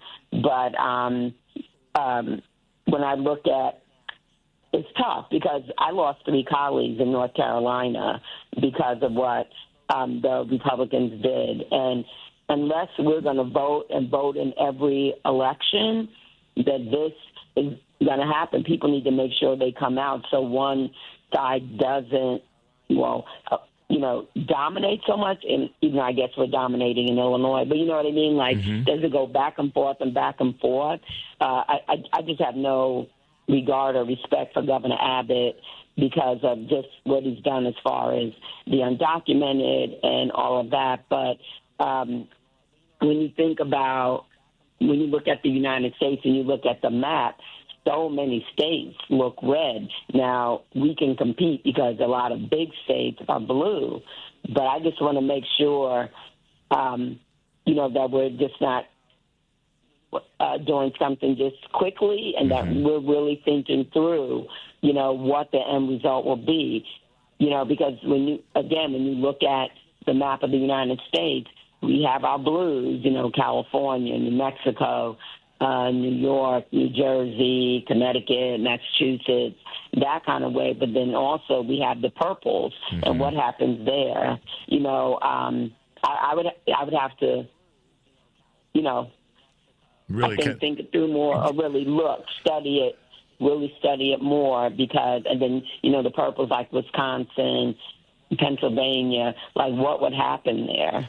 Yeah, I think my observation is it's a short-term fix for a problem that's been long there. I get asked questions a lot of times about what do we do about the Electoral College, and I know that with the short amount of time that we have left, I don't need you to take the baton and talk about the Electoral College. Maybe when we have you back in a few weeks, we'll talk about that in a little bit more detail. Okay. But and I think because a lot of people are looking at that and saying that's the real problem, is that the Electoral College is why we are here. But let's put that on the shelf and maybe have that as part of the conversation in the future. But I appreciate what you said about that in terms of it needs a short-term fix could have some detrimental impacts in areas, particularly purple areas. Last but not least question today, and it's a longer question, but just how are we how are we going to get folks out to vote? 36% of Americans that were eligible to vote, from based on the numbers that I've been reviewing, did not vote in the 2024 election, Congresswoman. What do we have to do to affect that? I think that we have to use, again, every tool in the toolbox, not just TV, not just the newspaper. We have to meet people where they are, whether that's, podcasts, influencers, all social media, but we have to knock on doors, have our teletown hall meetings. We have to go to the people and speak plainly about what's going on. Now, people are going to be affected by some of the things that are happening now because, I know people said, it doesn't matter who's in office. I think now people see, this is to the extremes, I would say, it does matter who's in office. It really does matter. And I think that this administration, is showing that. But we have to go, to all age people. We cannot leave a stone unturned. We have to go to independents and even, some of the Republicans that have been, very turned off, by what's happening. And we can't wait to the last minute. We have to beat the drum now. Yeah. Or before now, actually. But, we have to get out there and we have to listen also to what people are seeing, feeling, their suggestions. We don't have all the answers. Some of the things that I've put in place is because the constituent called and said, hey, did you know this was a problem? And that's how I got moving on a program or a piece of legislation. But what is happening should be a little push, but also we have to do our part in getting people out. I think that's a message that so many people not only want to hear but need to hear. We got to get folks out. We all have to, if we're concerned, whether it be me and my show and the work that I do here, or if it be you being a congresswoman and everything in between. Everybody that cares. That's why we're traveling. Yeah. That's why we're traveling and holding. We've been in California. We've been in Collegeville, Pennsylvania. We've been in Norfolk, Virginia. We were just in New Orleans, Louisiana, and we are going to travel this country. Should be in the Midwest soon. There you go. Well, Congresswoman, it's always great to have you on the show. I appreciate you taking the time to be with us. No problem. Let everybody know. Thank you so much. No. My pleasure. Let everybody know how they can follow you, how they can connect with you as best possible. Well, you can at Robin Lynn Kelly. Did we lose her? No, we're still there. Okay. Did we? Okay, good. We still got you. I thought we lost you there for a second. Congresswoman, it's great to have you with us. We look forward to have you back in a few weeks. Maybe at that time we'll talk a little bit about the Electoral College, but certainly talk more about the work that you're doing, the travel that you're doing with Leader Jeffries and all the impact that that's having throughout the country. So thanks again for being with us. Thank you so much. Take care. You too. Bye now. Bye-bye. Congresswoman Robin Kelly. You can reach her by just going to her website, robinkelly.house.gov. That's one of the easiest ways. And, of course, she's the Illinois. She's a congresswoman from the Illinois 2nd District, so you can also go to their website to find out more about what Congresswoman Kelly is doing and how to get involved in the work that she's putting forward. Let's take a quick break. The number is 773-763-9278. This is Choose Views on the Credo mobile phone and text line, and we'll be right back.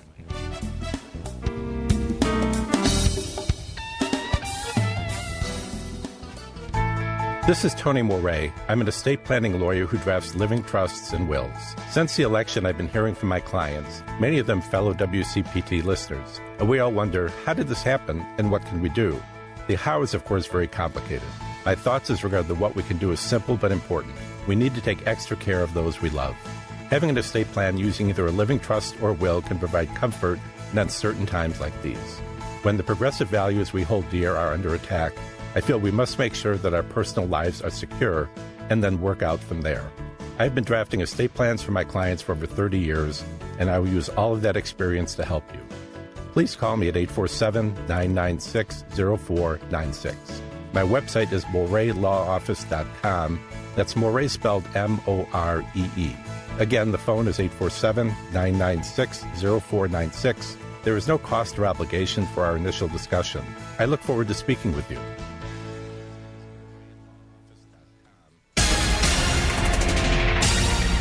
You're listening to WCPT 820. Here's the latest Chicago weather update.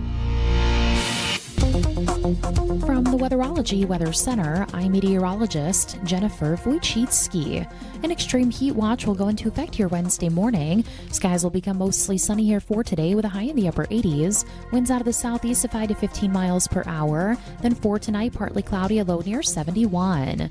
By Wednesday, sunshine, high of 94 degrees. Thursday, chance for storms, late a high of 97. And Friday, chance for storms, high of 84. That's your latest Chicago weather update. Currently, it's 73. Hey Google, play WCPT. Streaming Chicago's progressive talk from TuneIn.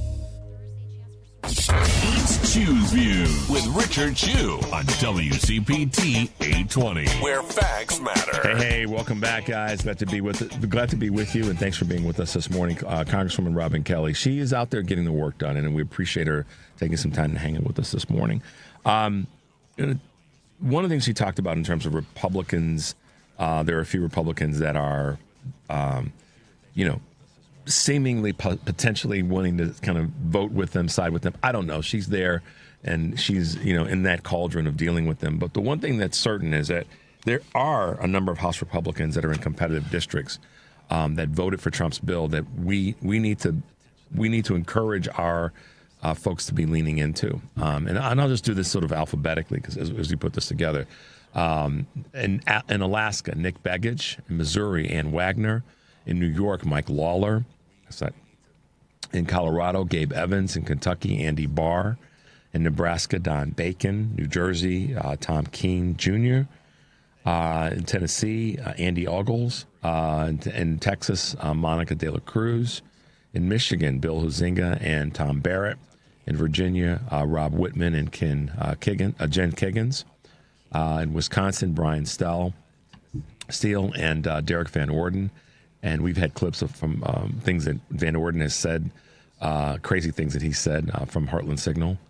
In Arizona, David Schweikert, Eli Crane, and Juan Kosamani. In California, David Valdado, Young Kim, and Ken Calvert. In Florida, Corey Mills, Anna Paulina Luna. And some people refer to her as Anna Paulina Lunatic. Maria Elvira Salazar. In Iowa, Marionette Miller Meeks, Ashley Henson, and Zach Nunn. In Ohio, Max Miller, Mike Turner, and Mike Carey. And in Pennsylvania, Brian Fitzpatrick, Ryan McKenzie, Rob Bresnahan, and Scott Perry. These are all House Republicans that are in competitive districts who voted for Trump's budget bill. And, I can put this list together in more of a format to send out to you guys. But these are the people that we have to work to vote out. And not all the Republicans, in my mind, we should be voting out. But, that's not the reality that we're in. The point I'm making is these are Republicans that are in the more competitive districts, and there's a large number of them that we can get those seats. And the key is, and the Democratic leadership has got to take note of this, is having the people in place, the candidates put forward that are going to be inspiring and strong leaders that can go and get those seats. We'll keep an eye on this list, and I will do my best to be able to sort of reformat this and make it available for you guys. But definitely something that is an opportunity. And going back to what Congresswoman Kelly said about Republicans who may be ones that are, willing to join the other side of the aisle when it comes to voting, at least. I know that she's being somewhat optimistic, but I think she's got her thumb on the pulse of what she's seeing and hearing. So, and hey, I felt good about the fact that we kind of got her a couple times to not use the word caucus a little bit, and not caucus. I'm sorry, colleagues. We got her to not use the word colleagues. And, I think she gets it. It seems as though she did. So there you go. The numbers of this bill are astonishing. And the report that I received that says that, again, it's the bill. Let's get this back. $3.4 trillion in red ink and $10 million kicked off of health insurance, according to the CBO. That's an astonishing number. That's going to have an impact on jobs, on obviously employment, on savings, on retirement. And most definitely, it's going to have an immediate impact on how we are able to navigate through inflation and what the markets will do.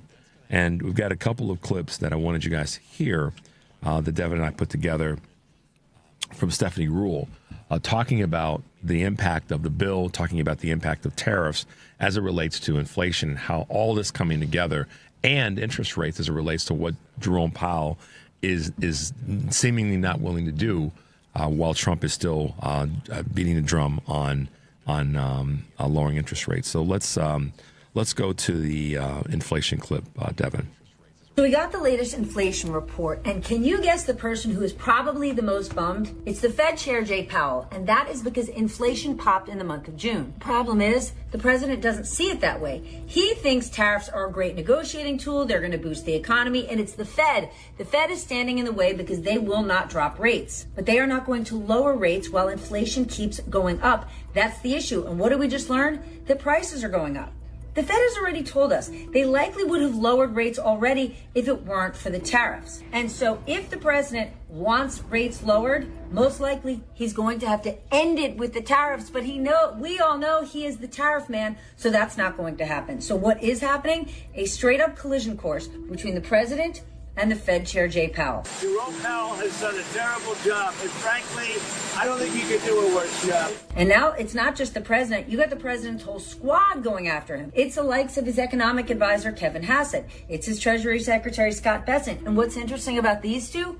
Well, Scott Bessent might be the very guy who's up for the Fed chair job. Or maybe it's going to be Kevin Hassett. Or if Scott Bessent becomes the Fed chair, maybe Kevin Hassett becomes the Treasury Secretary. So you've got all of these people now going after Jay Powell. Jay Powell in the hot seat, under pressure to lower interest rates. But if inflation keeps going up, he's not going to lower interest rates now. He might not do it later in this year, but the pressure is on him as the White House keeps going after him. The question I'm going to ask is, what is the president going to do about tariffs? Because what the tariffs showed us today and what the Fed has been telling us, they're causing inflation, and we're looking at it.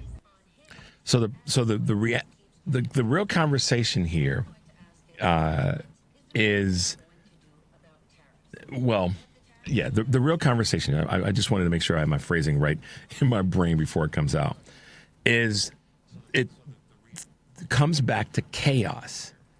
It comes back to, let's just keep moving not even the needle, but let's just keep moving what's on the table.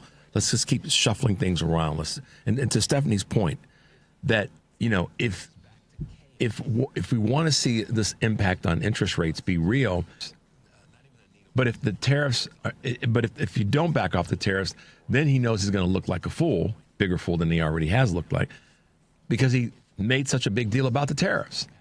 So in many ways, Donald Trump and his regime have boxed themselves into a corner, because now they know that the real tools or the real pieces of this machine that have to be in place in a certain way, they've got to backtrack. They've got to rewind a little bit to be able to allow those things to do what they naturally would do. And because of this artificial influence on inflation, because of the tariffs, and on interest rates because of inflation, and I know it's kind of stay with me on that, they know that they're boxed into a corner or backed into a corner, but they can't figure out how to get out of it. And that's why you have Bessent going on saying that the tariffs are a great idea, but he knows deep down inside, he has to know this, that the tariffs are creating the problem that Trump has with Jay Powell. Because Jay Powell is saying, and if that weren't the case, and again, I got into the weeds a little bit, but if that weren't the case, then he wouldn't be talking about firing Powell, because just lowering interest rates is going to create an inflation problem. So they boxed themselves into an interesting corner. And I know that with this Epstein conversation being out there, this is still the thing that's impacting everyday folks. And so I get it when a lot of people have said to me by email, by text, and other ways, we don't really care about the Epstein. It's just we don't care about that. It is in and of itself is a distraction from what really matters. I get that. I measure that every single day. This issue with inflation, with tariffs, and with interest rates is really the other behind the curtain item that we do have to continue to talk about. We have another clip from Stephanie Ruhle as well, and I like what I follow and find from her, because she really is able to take a fairly complicated and very nuanced conversation and break it down so that everyday folks like all of us can go, okay, I get how that makes sense and why that where that comes from. But we have another clip from Stephanie Ruhle when talking about the markets. Donald Trump is proving yet again today that he does not have the final say. You know who does? The market. We all just witnessed Trump basically test how markets would react to his threat to fire Fed Chair Powell. This morning, the New York Times reported that Trump has written a draft of a letter to fire Powell, and he showed it to a group of congressional Republicans last night. And what happened almost instantly? Markets dropped sharply.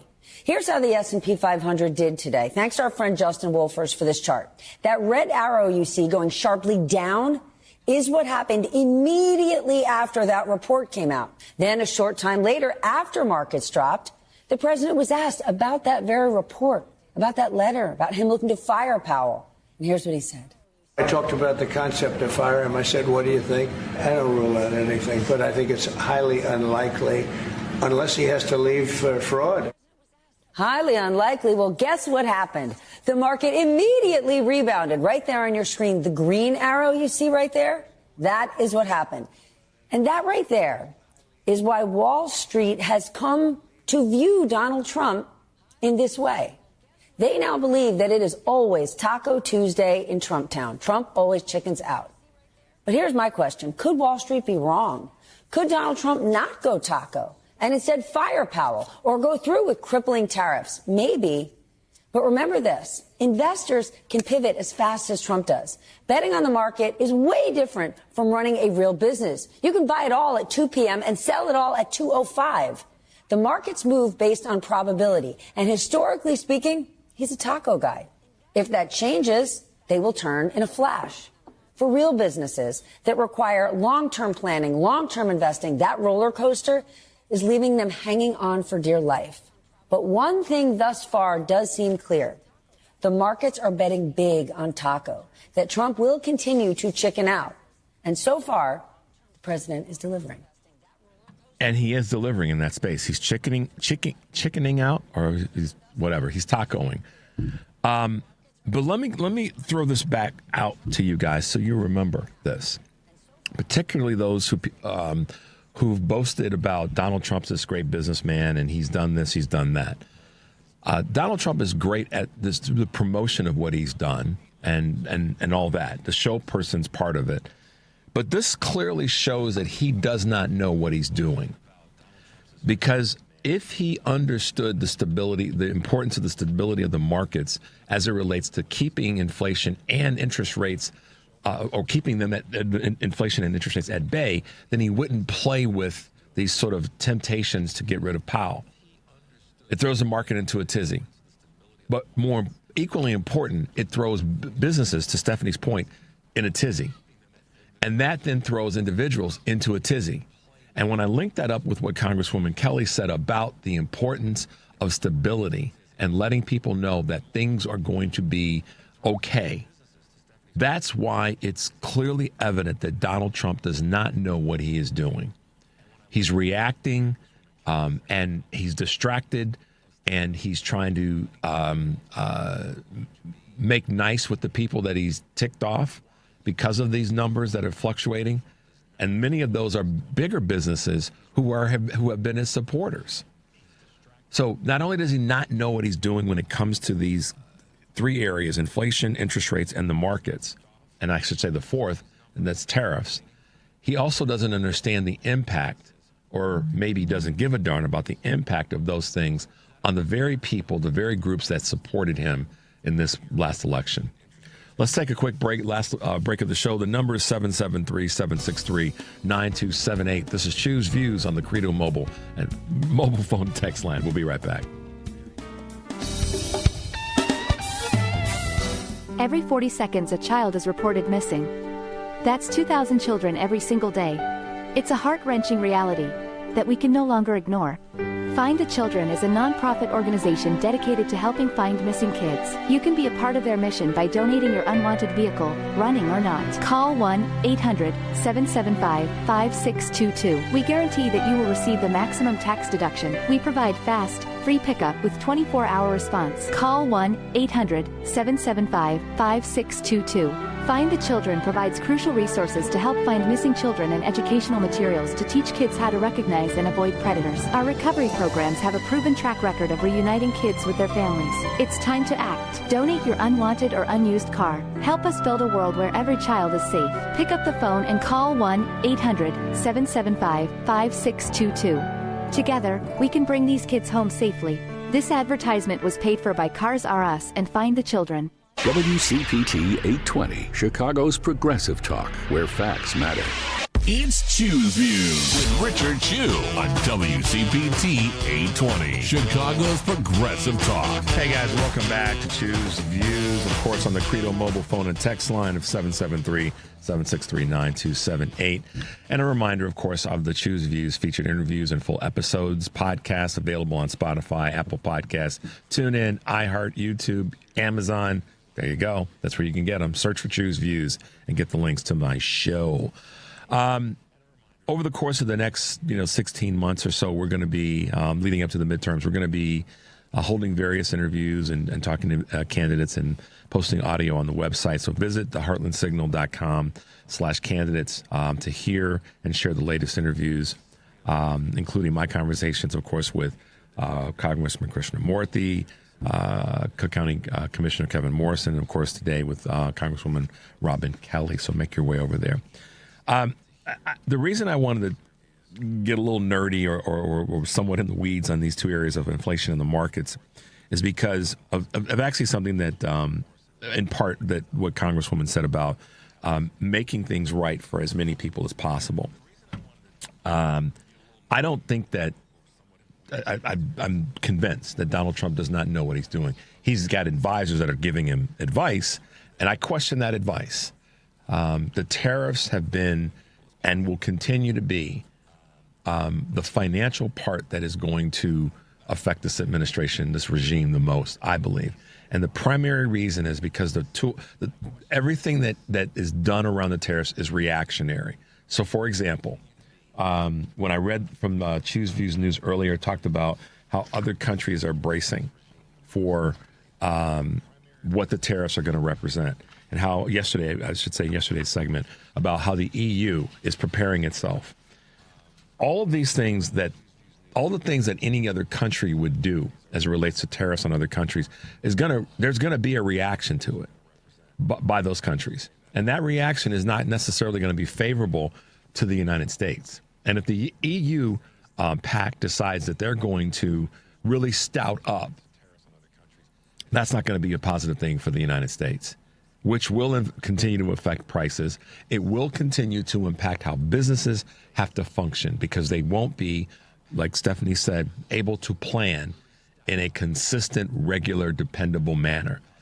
Here's the part that a lot of people don't understand, and I know that, again, I've at least I said I was going to get into the weeds a little bit, but it's only to help you guys have an additional thing to focus on other than just the Epstein files, is that when a company can't show stability in its performance, that affects the investments that it would be able to receive from outside lenders. And by virtue of that, that business has not only got the instability piece happening, but they also have a lack of tools to turn to sustain themselves during a tough, rocky time. That's the other part of why the tariffs make no sense, because it creates this instability and lack of ability for planning for small and medium businesses particularly. But then not the pushback, but the reaction, which Trump is known for, has impacts on local markets because now they don't know where they can go for their resources. And this is one of the things that Congresswoman Kelly talked about in terms of if one business is not able to function in a normal way, in a solid way, it's tough for them to purchase goods from another business. And she talked about it in terms of farming. So this is where this dude who self-promoted himself as being this business savant, business genius, is actually everything far from that, in the complete opposite direction. Because right now, the instability in the markets, the instability or non-predictability of the markets, and the cause for inflation, and the fix for that is based on, again, them having boxed themselves into a corner and not knowing how to get out of that corner without creating something doing something that's going to create an even bigger problem. It's important to pay attention to that as much as we pay attention to the other items that are out there. Obviously, the Epstein files. The Epstein files, and I get it, as I said a moment ago, don't directly impact anybody's pocketbook. I'll take a page from my good friend Sarah Jones, who said yesterday that the downside, the tremendously awful social downside and humanity downside, is how many women and young girls' lives have been impacted by Epstein and whatever the affiliation is with Trump. That's the real horror of the Epstein files. It's not the releasing of them and who's in it. It's the fact that women's and children's lives were destroyed or largely impacted. But I wanted to give you guys some other things to be thinking about as it relates to what we're dealing with inflation, the markets, tariffs, and interest rates. Trump would not be pushing so hard to get rid of Jerome Powell unless he knew that without his ability to have his thumb on the scale with interest rates, that he wouldn't do that. So all that said comes back to something that I say often. And we'll leave you with this one last clip before we wrap up today. And that's the importance of people being willing to fight back. And Congresswoman Kelly said this in her way in terms of everybody coming together. All of these things that are happening are solvable to some extent, certainly manageable, better manageable, when you take a page out of the books of people like a Kurt Mullett, who'll be with us tomorrow, or a Karen Byrne, who'll be with us on Friday, who organize, who put groups together, who bring people together, whether it be here with this show or any of our elected officials, the folks that we had on earlier from Black Bench, putting together a group that's designed to train and improve people for the future. It's all about us coming together to push back and to fight back. And Devin and I put together a clip that comes from our I guess you could say our good colleague in the media world, and that would be Rachel Maddow from MSNBC. So I want you guys to check this out as we wrap up. There are reports that the owner of this company called the chairman of this company and said, yeah, you got to get the news to lay off any bad Trump stories. And the word is that was not passed on to the news division, I'm happy to say. Right on. Have you been getting anything like that at MSNBC? Are there any hey, let's not talk about Trump too much over there? Not at all. And that's what leadership looks like here. Leadership is not that you don't expect that you're going to get inappropriate political pressure. Leadership is hearing that inappropriate political pressure and making sure that the people who actually do the work never have to bear that cost themselves. That is what you need. And we're good at MSNBC, that we're not experiencing editorial pressure. You guys aren't being sued for $20 billion? There's always lots of threats of lawsuits, lots of bullying and that sort of stuff. Trump said right before the election that we should all be put on trial for treason so that they could execute us all at MSNBC. Okay, what? Okay, big guy. Wow. Yeah, the pressure is real, and Trump's authoritarian tendencies are as bad, again, as any of the worst critics said they would be, but the country's not having it. And the country's pushing back. And so many of the things that he's tried to do have been pushed back because the American people are saying no, because elected representatives, including in Congress, can't defend what he's doing, and they start pushing back. That's how we're saving Head Start. That's how they're keeping Social Security field offices open. That's how so much of this stuff is going by the wayside. It's not just the courts holding the line. It's people pushing back and Trump finding himself alone on the wrong side of every argument. And that can't be taken for granted. The importance of pushing back, the strength that we all find in coming together and working together. Obviously, with the guest we had on today, with Congresswoman Kelly, she's definitely getting out to make sure that they can galvanize, she can galvanize with her colleagues, not just in the state of Illinois, but throughout the rest of the country, and going to different communities and talking to different people in communities and hearing those stories and asking questions. And as she said, listening. That type of effort, like the work, as I said, from our folks at Black Men Chicago, that's about pulling people together. That's about fighting together rather than against each other. We get to own that, guys. We get to own that. Fighting against this craziness is going to be, as hard as it is going to be the thing that helps us get through and fight for different items in different communities, but at the same time know that fight is a collective fight for the rest of the country. I believe that, and I'm going to continue to do my part to hold a candle in that space. Thanks for being with us on this Tuesday, July 22nd, 2025. As always, you guys take a deep breath and make your life count. We will see you tomorrow.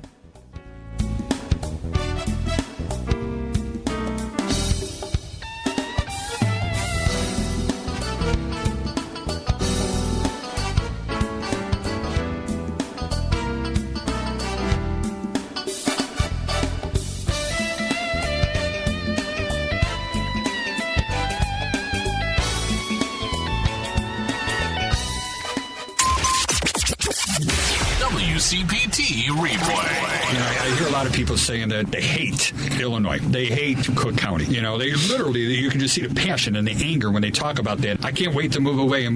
And everybody talks about getting out of the state, which, and I'll be honest with you, I love it here.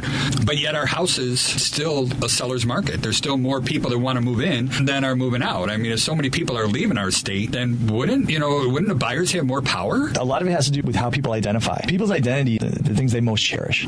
And if you identify as